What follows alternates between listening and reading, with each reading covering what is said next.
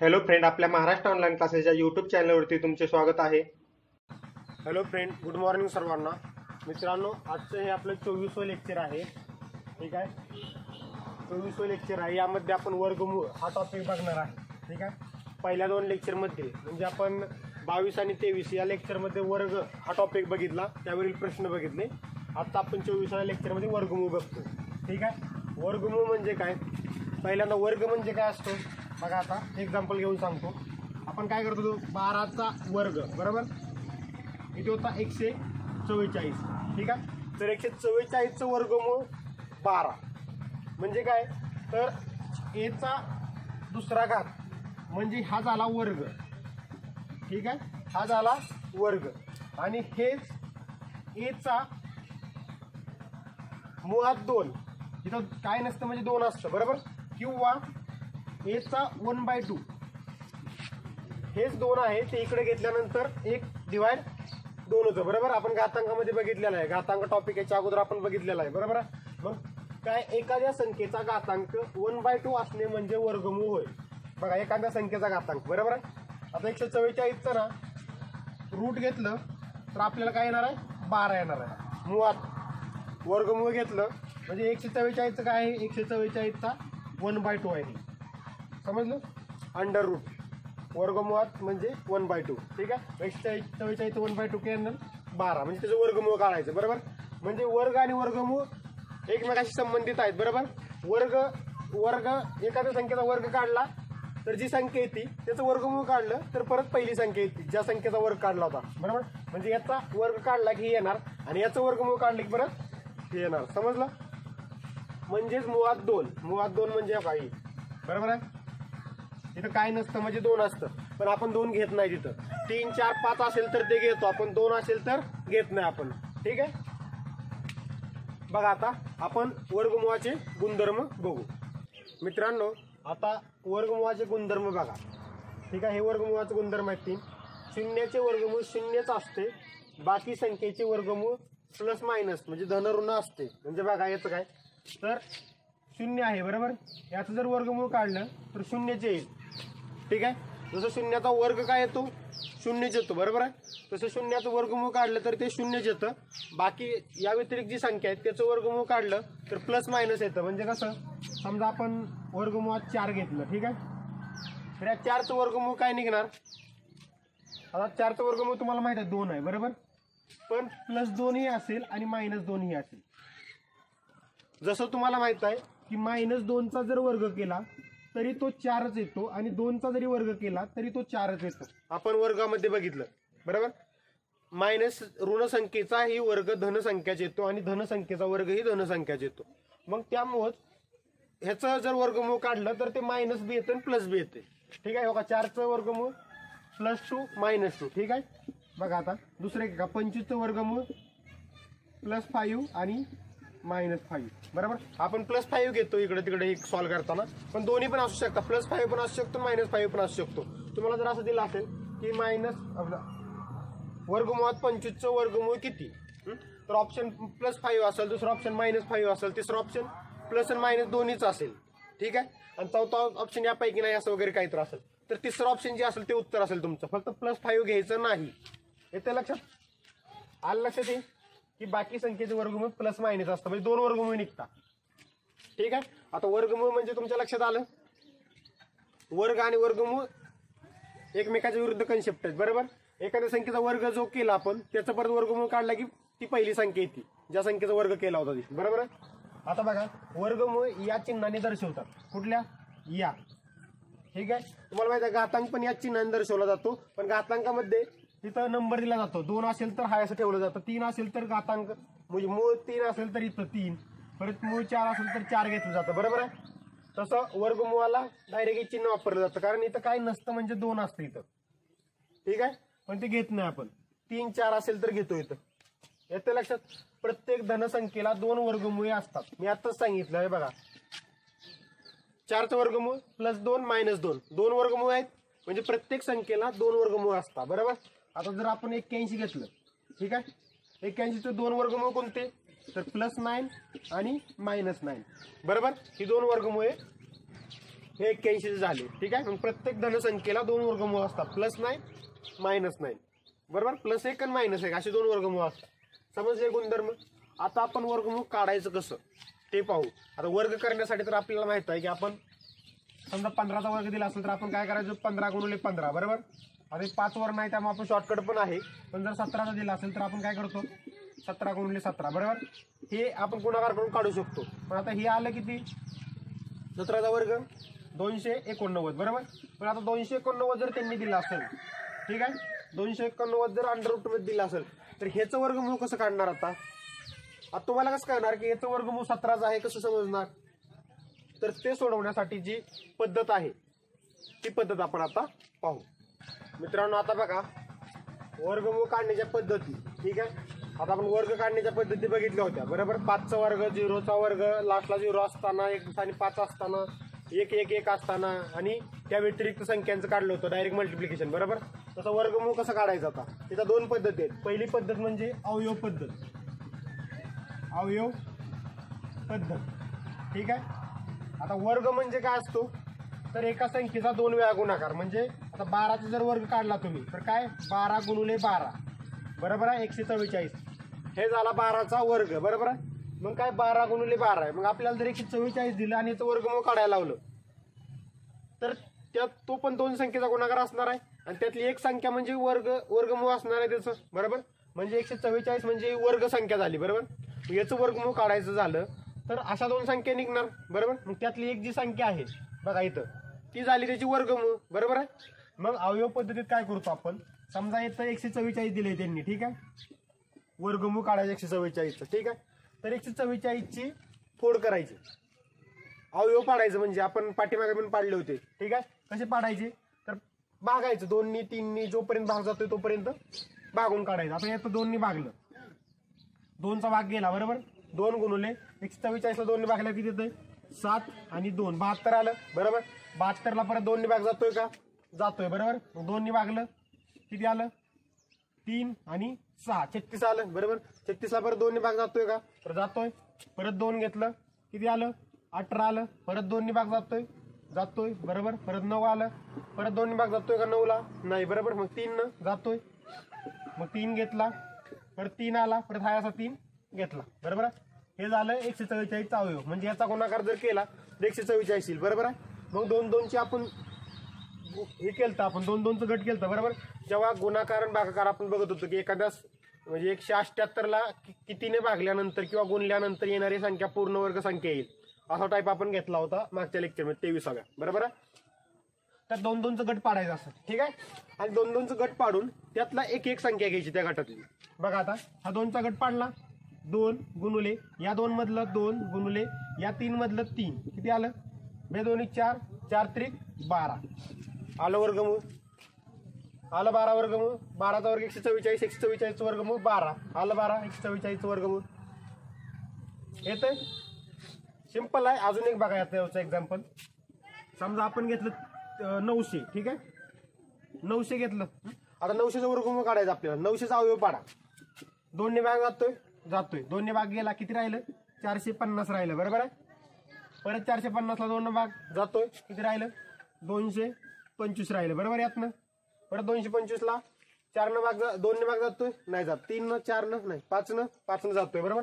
5 भागलं किती आलं, 5 भागल्यानंतर 4चा भाग गेला, वरून 5चा भाग गेला. बरोबर. आलं किती आलं, 5 आलं. बरोबर. परत 5 भागलं याला किती येतंय, 9 येतंय. बरोबर. परत 3 भाग जातोय 9ला, 3 गुणुले परत 3 राहिलं, परत 3ला भाग जातोय 3. करायचा गुणाकार 900 येतोय का नाही बघा. इथं 225ला पण 3 भाग जातोय. बरोबर आहे. 3 आधी भाग घालून परत 5 घालवा, पण आधी 5 दिसला, डायरेक्ट 5 शेवट असल्यामुळे डायरेक्ट 5 घालवला, राहिलेला परत 3 झालं. 2 2 जोड्या तयार झाल्या. आणि जेव्हा तुम्ही अवयव पाडता त्यावेळी 2 2ची जोडी तयार होतेच. असं नाही की एखादा अंक एकटाच येतो, असं कधीही होत नाही. कारण आपल्याला वर्गमूळ काढायचे. वर्गमूळ काढण्यासाठी 2 3ची जोडी पडतेच आणि त्यातला एक एक घ्यायचा. म्हणजे त्यातला 2 घेतला, हा 5 मधला 5 आणि ह्या 3 मधला 3 किती आलं, 3 5 2 10 10 3 30. बघा 30चा वर्ग 900 आहे का नाही बघा तुम्ही. 30चा वर्ग कसा काढतो आपण, 3चा वर्ग घेतो 9 आणि 1 शून्य आहे म्हणून 2 शून्य घेतो. बरोबर आहे. आला 900चा वर्गमूळ 30 निघाला. 30चा वर्ग 900 आहे.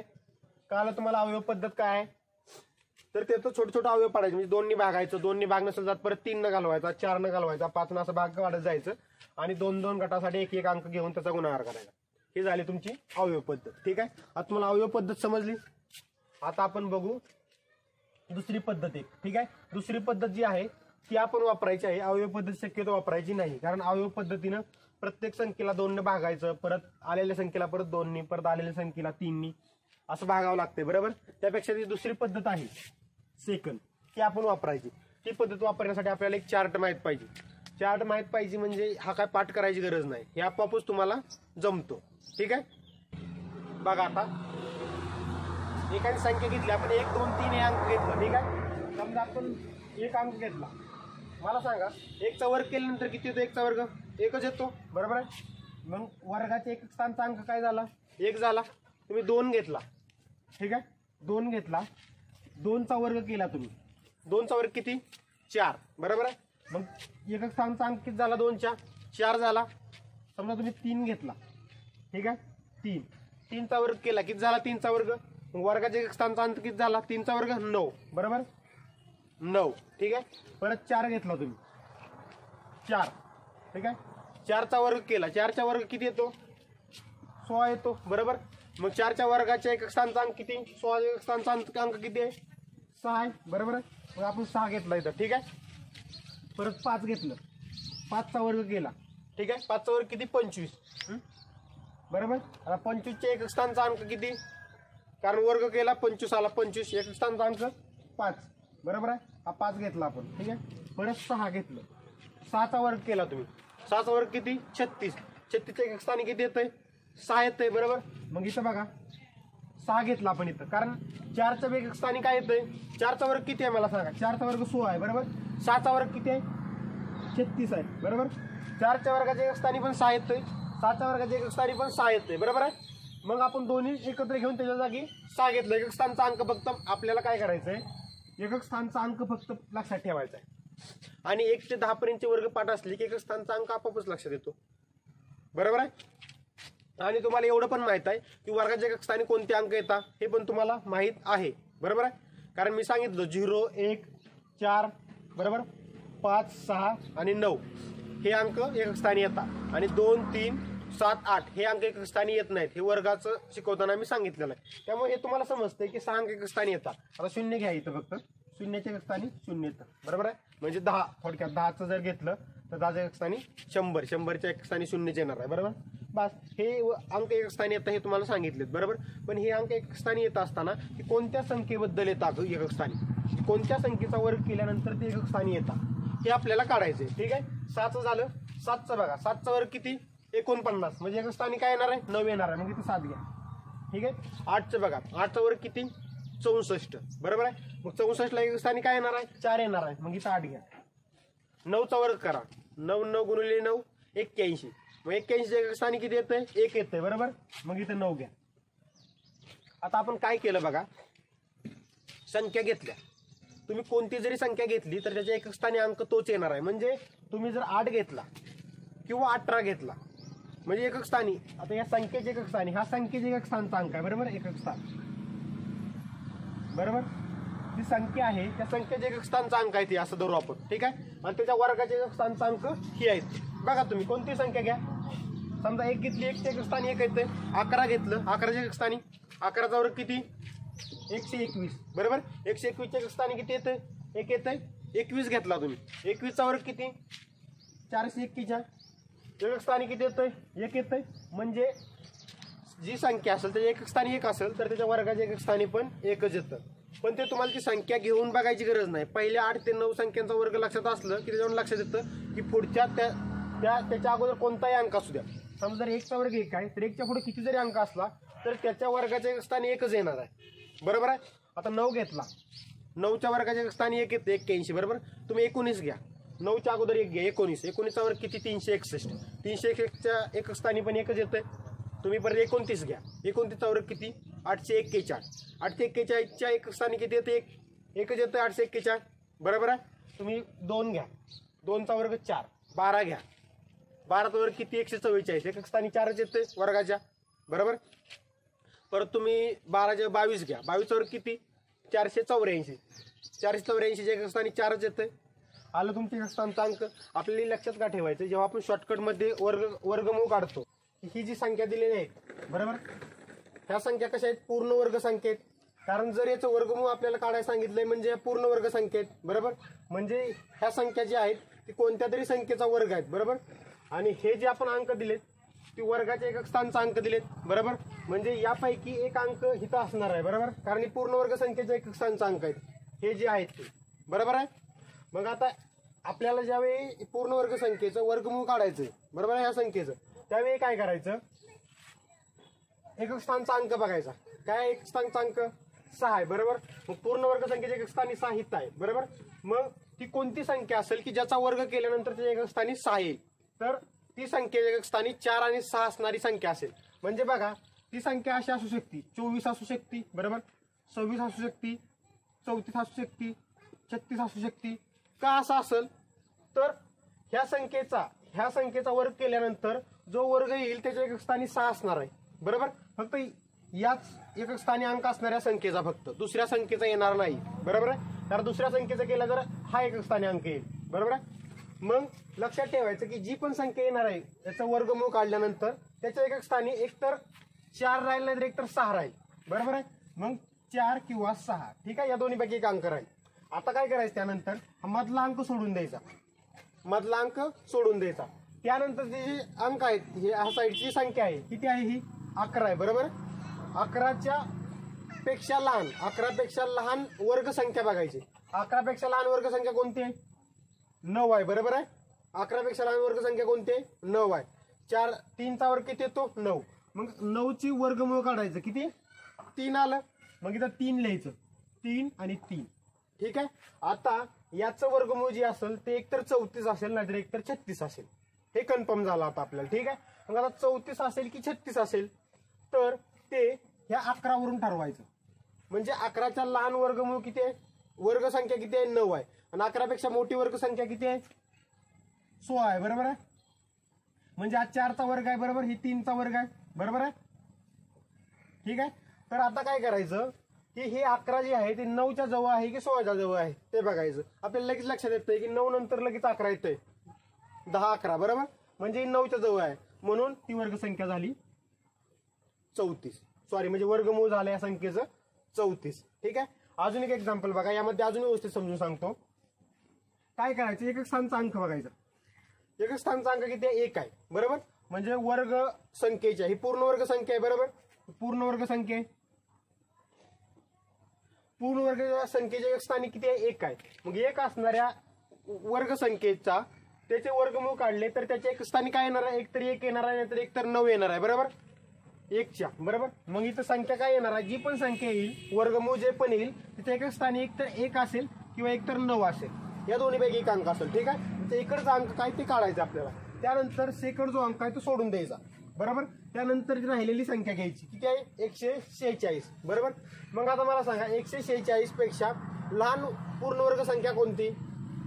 तर आपल्याला 30 पर्यंतचे वर्ग माहित असतील तर लगेच लक्षात येईल की 12, बरोबर. 12चा वर्ग म्हणजे 144, बरोबर. याच्यापेक्षा लहान कोणती आहे? 144. कितीचा वर्ग आहे? 12चा वर्ग आहे, बरोबर आहे. मग ही 12 इथं घ्यायची, 12, ठीक आहे. मग आता ती येणारी संख्या आहे ती एकतर 121 असेल नाही तर 129 असेल. मग ही की ही, हे कसं बघायचं?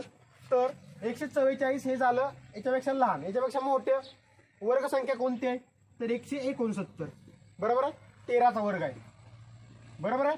मग 12चा वर्ग, 13चा वर्ग, 12चा 144, 13चा 169, ही किती? 146. मग 144च्या जवळ आहे ही की 169च्या जवळ आहे? तर या 144च्या जवळ, म्हणून आपल्याला येईल 121, ठीक आहे. जर हे 169च्या जवळ असतं तर आपल्याला असतं 129, ठीक आहे. त्यासाठी आपल्याला हा टेबल लक्षात ठेवायचा आहे. हा पाठ करायची गरज नाही. आपण जेव्हा वर्ग काढताना सांगितलं की एखाद्या संख्येचा वर्ग काढला तर त्याच्या एक स्थानी यापैकी एक अंक येतो, हे आपण अगोदर सांगितलं होतं, बरोबर. आणि मग यापैकी जो अंक आहे त्याच्यावरून हे जो वर्गमूळ काढल्यानंतर ज्या संख्या येतात म्हणजे त्या संख्येचा आपण हा वर्ग काढतो, बरोबर. त्या संख्येच्या एक स्थानचे अंक आहेत, बरोबर. मग आपल्याला जेव्हा वर्गमूळ काढायचं असतं तेव्हा अजून एक एक्झाम्पल बघा, तेव्हा आपण काय करायचं, लाचचा अंक बघायचा, कारण याचं वर्गमूळ काढायचं आपल्याला. लाचचा अंक बघायचा आणि तो अंक असणाऱ्या संख्या कोणत्या, म्हणजे हे अंक असणाऱ्या वर्गमूळाच्या संख्या कोणत्या आहेत, तर 4 अंक असणाऱ्या कोणत्या, 2 आणि 8. म्हणजे अशी संख्या की ज्याच्या एक स्थानी 2 किंवा 8 येईल अशा संख्येचा वर्ग केला तर त्याच्या एक स्थानी 4 येतं. बरोबर आहे. मग बघा 2 आणि 8, मग 2 घ्यायचं एक स्थानी आणि 8 घ्यायचं. बरोबर आहे. 2 आणि 8 घेतलं, मग हा संख्या सोडून द्यायची. बरोबर आहे. त्यानंतरची राहिला किती, 17. 17च्या पेक्षा लहान वर्गसंख्या कोणती, तर 16. बरोबर. 16चा वर्गमूळ किती आहे, 4. मग इथं 4 घ्यायचं, 4 आणि 4. ठीक आहे. मग आता बघा 16 घेतलं तर 16 नंतर 17 नंतरची वर्गसंख्या कोणती आहे, तर 25 आहे. बरोबर. 5चा वर्ग आहे. बरोबर आहे. तर मग 17 जे आहे ते 16च्या जवळ आहे की 25च्या जवळ आहे, तर ते आहे 16च्या जवळ. म्हणून इथं आपण काय घेणार, 42. म्हणजे 42चा वर्ग केल्यानंतर ही संख्या येते. तसं 121चा वर्ग केल्यानंतर ही संख्या येते. 34चा वर्ग केल्यानंतर ही संख्या येते. येते लक्षात तुमच्या. वर्गमूळ कसं काढायचं. आणि हे जर तुम्हाला समजलं नाही तर सिंपल दुसरी मेथड, हे किती आहे, 1156. बरोबर. अवयव पाडा. पहिल्यांदा 2 नी भागा, 2 नी भागलं काय लिहितं, 5. ठीक आहे. 1 राहिला, 15 झालं. इथं 7, 14, 1 राहिला, 16 झालं, 8. ठीक आहे. परत 2चा भाग जातोय, 2 ने भागलं 2, 1 वर 17 झालं, 17, 8चा भाग गेला 16, परत 1 घेतला 18 झालं 9. बरोबर. परत 2चा भाग जातोय, नाही जात. बरोबर. मग 3चा भाग जातोय, 3चा भाग पण नाही जात. बरोबर आहे.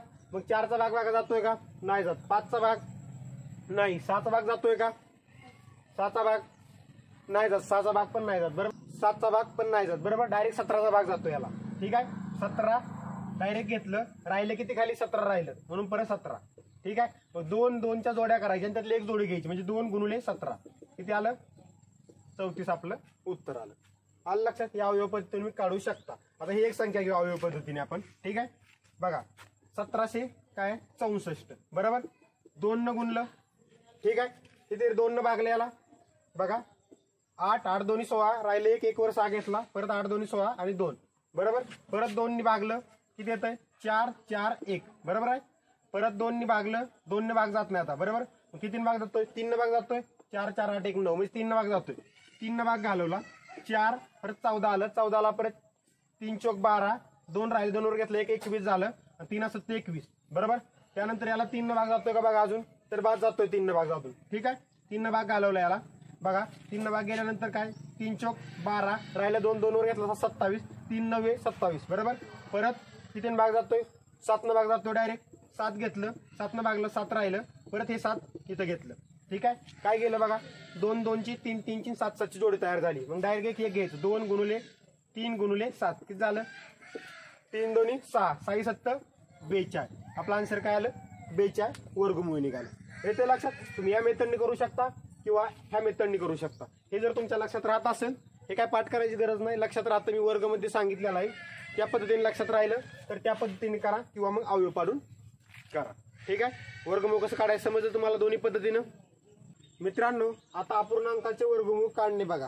अपूर्णांक आहे ते, अपूर्णांकाचे वर्गमूळ कसे काढतात ते आपण पाहू. ठीक आहे. आता आपल्याला वर्ग कसा काढत होतो ते बघा. आधी पहिल्यांदा आपण वर्ग कसा काढला होता, तर समजा 1.1 चा वर्ग असेल. बरोबर. तर आपण काय करायचो, डायरेक्ट 1 आणि 1 11चा वर्ग करायचो. बरोबर. 121. बरोबर. आणि दशांश चिन्ह बघायचो, त्याच्याकडे एक अंक असेल तर दुप्पट घेऊन दशांश चिन्ह इकडे सरकवायचं. म्हणजे इथे एक अंक आहे तर 2 दशांश स्थळ. बरोबर. 1 आणि 2. बरोबर. मग इथे दशांश स्थळ द्यायचो. मग 1.1 चा वर्ग काय यायचा, 1.21. बरोबर आहे. हा त्याचा वर्ग झाला. म्हणजे आपण काय करायचं, एक दशांश स्थळ असेल, एक अंक असेल उजवीकडे, तर डबल करायचं. बरोबर. इथं काय करायचं, आता डबलचा सिंगल करायचा. बरोबर. म्हणजे 2 न भागायचं. आता बघा इथं काय 0.000441. बरोबर. मग आपण काय करायचं, 441चा वर्गमूळ काढून घ्यायचं. 441चं वर्गमूळ किती येतंय तुम्हाला सर्वांना माहिती आहे, 21चा वर्ग 441 आहे, म्हणजे 21 येतंय. बरोबर आहे. मग आता काय करायचं करताना, की उजवीकडे किती आहेत दशांश चिन्हानंतर बघायचं, 1 2 3 4 5 6 6 डिवाइड 2 किती झालं 3. 3 दशांश स्थळ इकडे सरकवायचे. का तर आपण वर्गापासून वर्गमूळ काढतोय. बरोबर. आपण जर एखाद्या संख्येचा वर्ग करत असेल तर दुप्पट करायचं दशांश स्थळ, आणि जर वर्गमूळ काढत असेल त्या वर्गापासून तर भागिले 2 करायचं. ठीक आहे. त्याला 2 ने भागला 3 दशांश, मग 1 2 आणि त्यानंतर 0 म्हणजे काय येईल 0.021 हे झालं 400 0.000441चं वर्गमूळ. आलं लक्षात. काय करायचं फक्त दिलेल्या संख्येचं वर्गमूळ काढायचं आणि फक्त दशांश बघायचं. दशांश नंतर उजवीकडचे अंक बघायचे आणि डिवाइड 2 करायचे आणि तेवढे अंक दशांश इकडे सरकवायचे. ठीक आहे. नेक्स्ट बघा 0.0036 किती आहे तिथं 4 आहेत बरोबर.